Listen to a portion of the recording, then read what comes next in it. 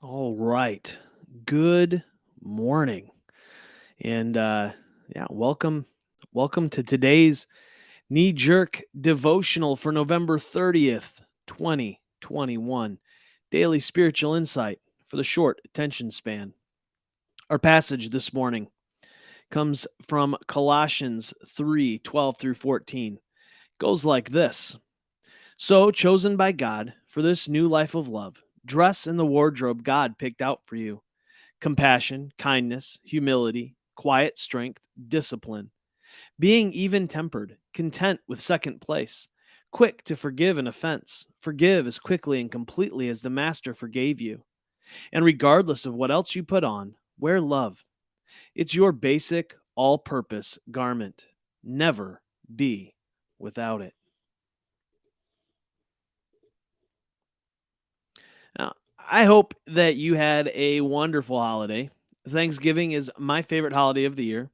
It is a marvelous time spent with family and no agendas, and hopefully yours was just as sweet. As we return to Colossians, we find Paul doing Paul things again. He is reminding the Colossians of who they really are in Christ. This description is their truest selves. The kicker? The description is our truest selves too. And I have to be honest with you, when I read this list of clothing that we are to put on, I find it deeply challenging.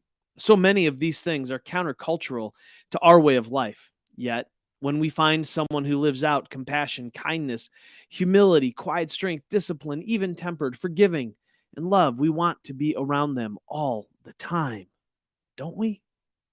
Many of us will read this, and our immediate thought will be, but what's the limit? I will not be a doormat. That's the wrong question. The real question that we must ask ourselves is this: how can I ferment these things in my life? How do I become more compassionate? How do I become more kind? How do I become more humble? How do I become more quietly strong? How do I become more disciplined? How do I become more even tempered? How do I become more forgiving? How do I become more loving? You see, if this is the best and truest version of ourselves, then we need to be about working on these things in our lives. One of the things that I'm learning while I try to develop these things is that I have little time to worry about others. What I mean is that by focusing my attention on becoming the best and truest version of who I am supposed to be, my posture towards others becomes more welcoming and loving. I am learning to recognize the reality that others are on the same journey.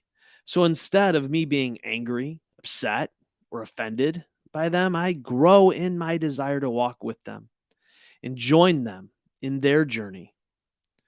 Truly, these few verses are a call to love well. Let's walk this journey together. Until next time, love well, my friends.